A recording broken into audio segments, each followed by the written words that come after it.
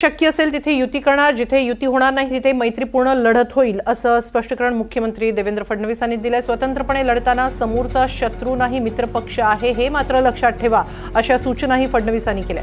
त्याचबरोबर त्यांनी उद्धव ठाकरेंवर निशाणाही साधलाय। कधी नव्हे ते उद्धव ठाकरेंनी मराठवाडा दौरा केला, मात्र गावांमध्ये गेल्यानंतर माणसंच नसायची, शेतकऱ्यांचा तुमच्यावर विश्वास नाही असा टोलाही फडणवीसांनी लगावला।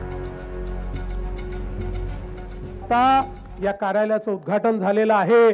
स्थानिक स्वराज्य संस्थेच्या निवडणुका चाललेल्या आहेत।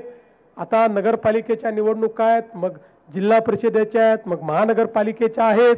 या सगळ्या निवडणुकांमध्ये आपल्याला प्रचंड विजय मिळवायचा आहे।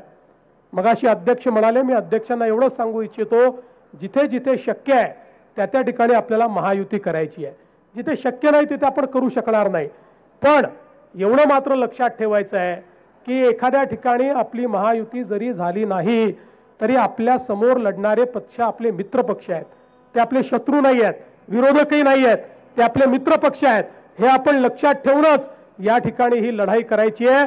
त्यामुळे पुढच्याही काळामध्ये या महाराष्ट्रातल्या प्रत्येक जो काही या ठिकाणी स्थानिक स्वराज्य संस्था आहे त्या संस्थेमध्ये जो कोणी सत्तेवर येईल तो महायुतीचाच असला पाहिजे, अशा प्रकारचा प्रयत्न आपण करू।